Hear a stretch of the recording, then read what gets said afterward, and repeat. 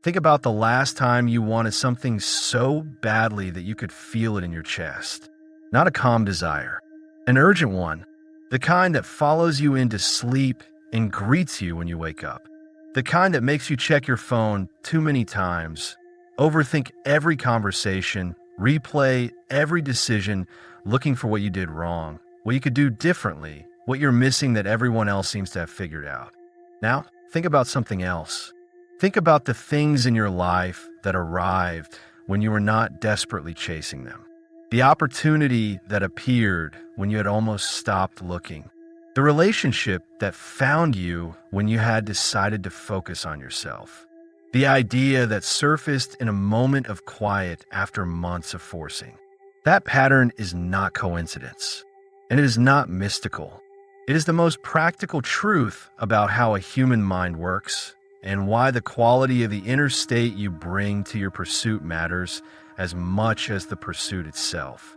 James Allen spent his life writing about this, not as philosophy for its own sake, but as a precise observation about the relationship between the mind and the life it creates. He understood something that most people spend years learning the hard way. The desperate mind repels what is chasing. The calm mind attracts what it is building toward. And today, we're going to talk about why that is true, what it actually means in practice, and what you need to change, not in your strategy, but in the quality of the inner state you bring to everything you do. Let's start with fear, because fear is where almost everything goes wrong, and almost nobody names it clearly enough. Fear is not dramatic. It does not always announce itself. It does not always feel like fear. It feels like caution, like realism, like being careful, like not wanting to get hurt again. It wears the costume of wisdom so convincingly that most people spend their entire lives obeying it without ever recognizing what it actually is. James Allen was direct about this. He wrote that fear is the great enemy of the inner life. Not because it protects you from nothing, sometimes it does, but because when it becomes the dominant force in your decisions, when it is the voice that has the most authority over what you attempt and what you avoid, it produces a life organized around what you are trying to prevent rather than what you're trying to build. And a life organized around prevention is a life in permanent contraction. Think about what fear actually does to your actions. It makes you hold back where you should engage. It makes you over-explain where you should speak simply. It makes you check and recheck and double-check. Not because the information has changed, but because the anxiety hasn't settled. It makes you interpret neutral situations as threatening. It makes you prepare for failure so thoroughly that you're already halfway to it before you begin. And here's the thing about that. The thing James Allen pointed at with a clarity that very few people have matched. Fear does not protect you from the outcomes you are afraid of. It creates the conditions for them. When you're afraid of losing something, you grip it in a way that makes it want to leave. When you are afraid of failing, you approach every attempt in a contracted, hesitant way that makes failure more likely.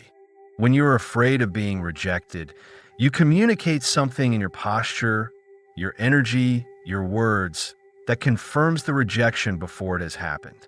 Fear is not a shield. It is a signal, and not the kind you should be sending.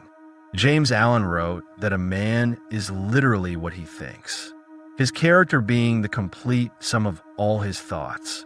Most people read that and think about the content of their thoughts, what they're thinking about. But the more precise point is about the quality of the state those thoughts create. Because two people can be working toward the same thing. They could be taking the same actions, following the same strategy, putting in the same hours. And one of them is doing it from a place of genuine direction and inner steadiness. The other is doing it from a place of anxiety and desperation. They will not get the same results. Not because the universe is rewarding good feelings and punishing bad ones, but because the state you are in determines how you see, how you make decisions, how you show up in conversations, how you respond to setbacks, what opportunities you notice, and which ones you are too contracted to recognize. The anxious mind is a narrow mind. It sees threats where there are none. It misreads situations. It makes reactive decisions that undermine the progress the deliberate mind was building. It exhausts itself on things it cannot control and arrives depleted at the moments that actually require its best. The calm mind is a wide mind. It sees more. It responds rather than reacts. It makes cleaner decisions because it is not clouded by the noise of fear. It is present enough to notice what is actually in front of it rather than what it imagined might be there. James Allen described the calm person as someone who has learned to govern themselves. And he was precise about what that governance produces. Not a passive life, not a life of detachment from what matters. A life of effective engagement, where the energy that others leak into anxiety is directed toward actual progress. That is the difference between chasing and building. Chasing is frantic. It is driven by lack, by the feeling that something is missing and needs to be urgently acquired. It signals desperation, and desperation is one of the least attractive forces in a human life. It pushes away the very things it is reaching for. Building is steady. It is driven by direction, by a clear sense of what you're moving toward and the willingness to trust the process of getting there. It signals competence and groundedness, and those qualities draw things toward them in a way that urgency never can. Here is where this gets practical, because the answer is not to stop caring, not to become indifferent to outcomes, not to stop working or striving or pursuing what matters to you. The answer is to understand what you actually control and to put all of your energy there, while genuinely releasing what you don't control. James Allen understood this with great clarity. He wrote that circumstance does not make the man, it reveals him. The outer world, the results you get, the opportunities that appear, the way people respond to you, those are not things you control directly. They are responses, reflections. The outer world responding to the inner one. What you control is the inner one. You control the quality of your attention, the honesty of your effort, the steadiness you bring to difficulty, the direction you choose when circumstances try to redirect you, the story you tell yourself about what a setback means, the state you cultivate in the quiet moments that determines the state you will be in when the important moments arrive.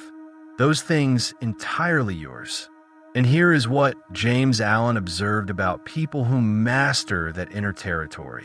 The outer world begins to organize around them differently, not through magic, not through some invisible force rewarding their virtue, but because the person who has genuinely mastered their inner state shows up differently in every situation. They make different decisions. They communicate differently. They notice different things. They respond to difficulty in ways that turn it into information rather than evidence of failure. And over time, that consistency produces results that look, from the outside, like luck, like things just coming to them effortlessly, like the universe cooperating. What is actually happening is simpler and more powerful than that. They stopped leaking their energy into what they cannot control and started directing it entirely into what they can. And that focused, undiluted energy produces outcomes that scattered, anxious energy never could.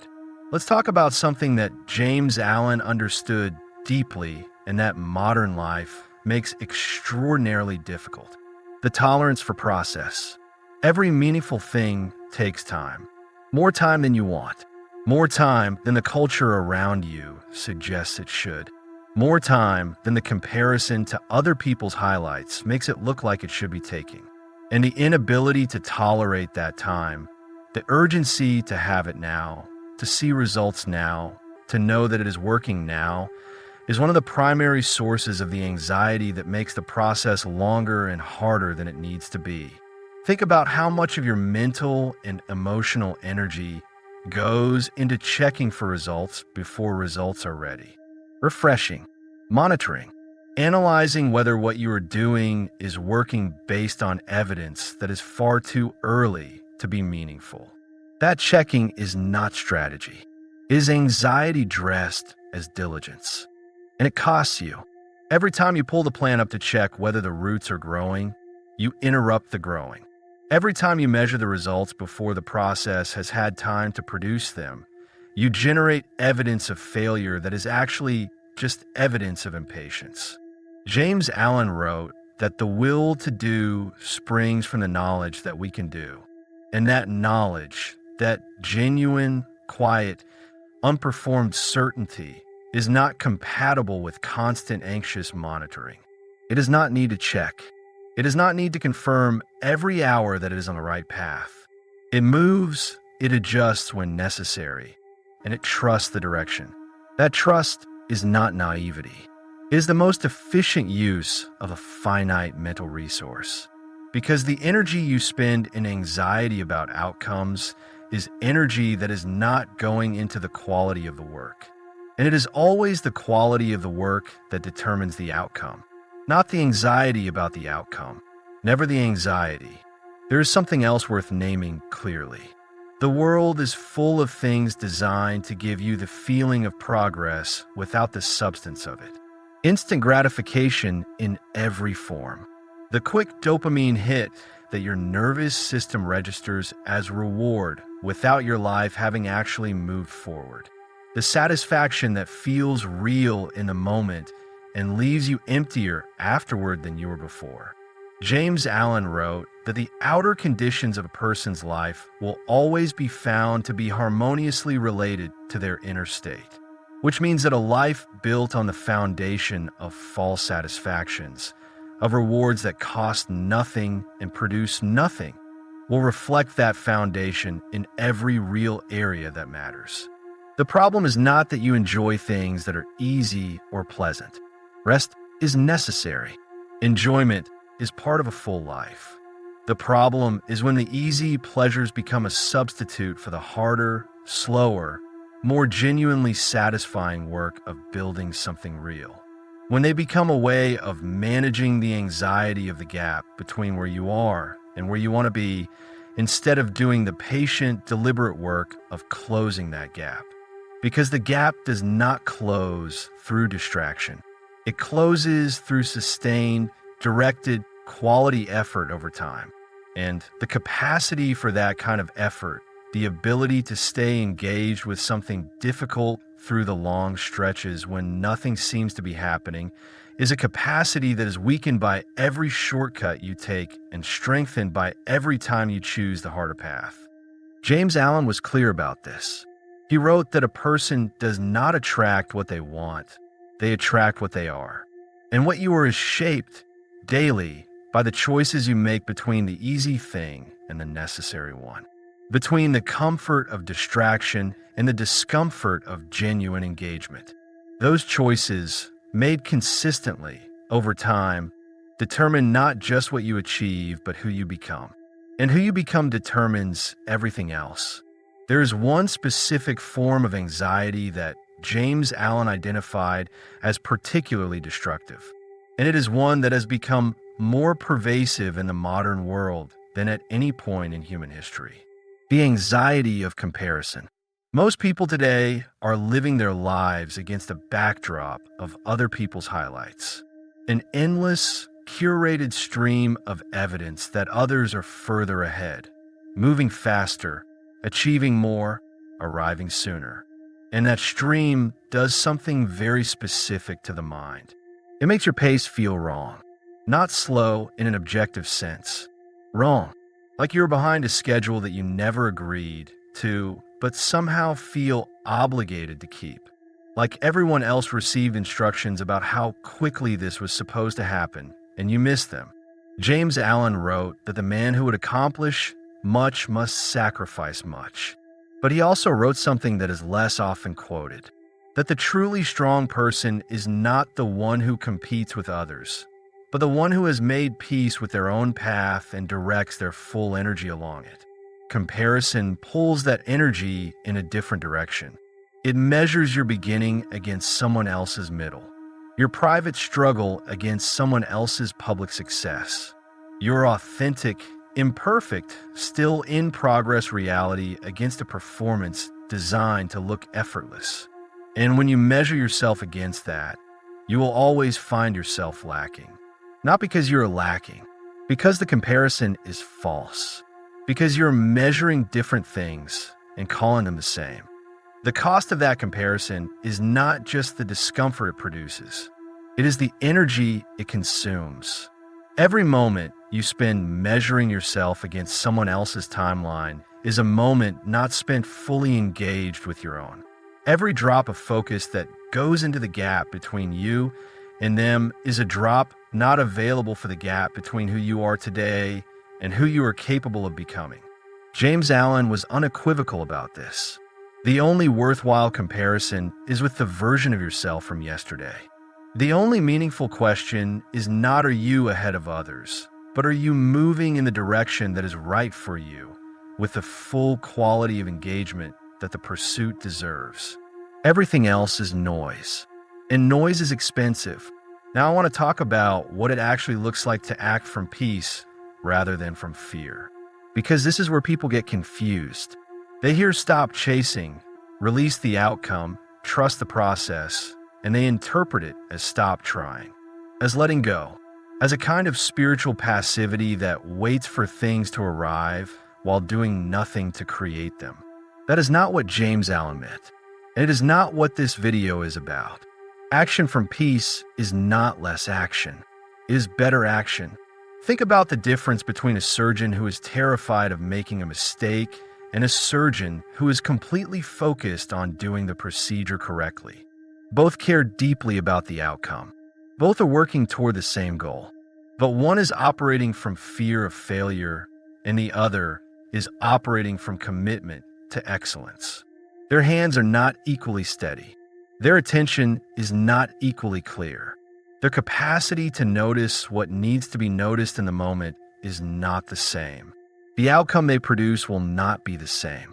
That difference is the difference between chasing and building, between acting from fear and acting from direction, between the frantic energy that scatters and the focused energy that accumulates.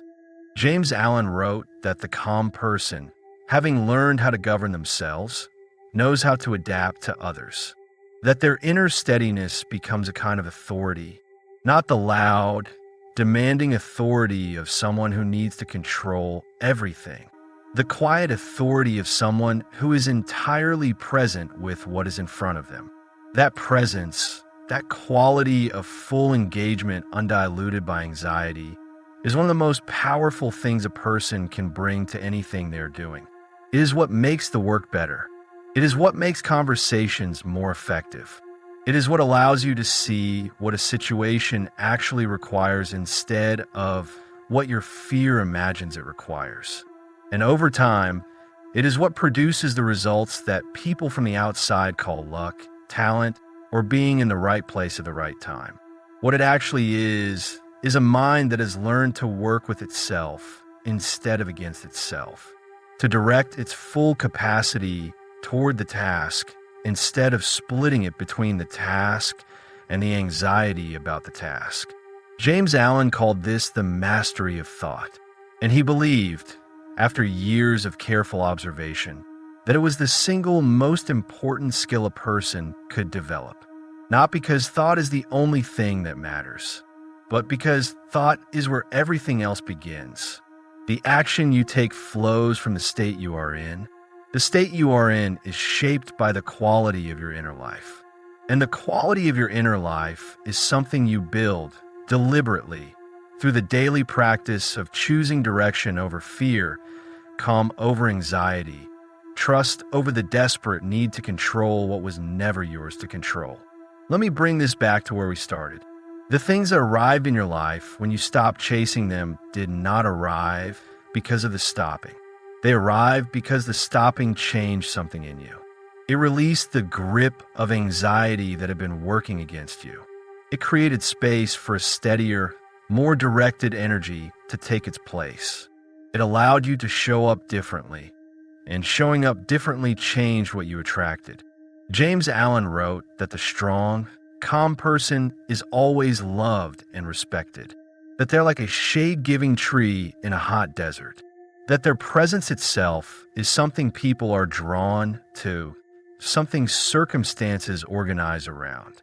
That is what you are building when you learn to release the desperate chase and replace it with calm, directed, patient effort. Not passivity, not indifference, not the resignation of someone who has given up. The steady, grounded, unhurried energy of someone who knows what they are building, trusts the process of building it, and is not thrown off course by every fluctuation in the weather. That person does not need to chase, because the quality of who they are and the consistency of what they do creates conditions that draw what they're building toward them. James Allen understood that this is not a promise about outcomes. Life is uncertain and results are never guaranteed. But he was certain about this. The quality of your inner state is the most powerful variable in the equation.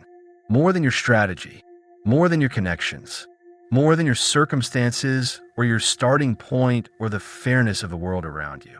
The mind that is calm, directed, and free from the noise of fear and anxiety is the most capable mind available to you. And that mind is not something you find. It is something you build in small moments, daily, through the practice of choosing direction over fear, patience over urgency, quality over the quick hit that feels like progress but produces nothing. Before this video ends, I want to ask you one honest question. Where in your life right now are you chasing with a desperation that is working against you? Where are you gripping something so tightly that you are preventing it from moving toward you? Where is the anxiety about the outcome consuming energy that should be going into the quality of the work? Because that is where the shift needs to happen. Not in your strategy, not in your effort level, in the inner state you bring to the pursuit. James Allen spent his life pointing toward this, toward the understanding that the world you inhabit is built from the inside out, that the circumstances that surround you are, in a real and precise sense, a reflection of the mind that has been creating them. Change the mind, change the reflection, stop chasing from fear, start building from direction, stop monitoring the results before they are ready. Start trusting the process long enough for it to produce them. Stop filling the discomfort of the gap with distractions that make the gap wider. Start doing the patient, honest, sustained work that closes it. And when you do that, when you genuinely do that, something will shift. Not because you stopped wanting, because you stopped letting the wanting turn into desperation that works against everything you are building. The things you are building toward are not running from you. They are waiting for the version of you that is steady enough to receive them. Become that, and watch what changes. If this video moved something in you, if something you heard today made you stop and think, like the video, share it with someone who needs to hear this, and subscribe to the channel. There's so much more to explore together. See you in the next one.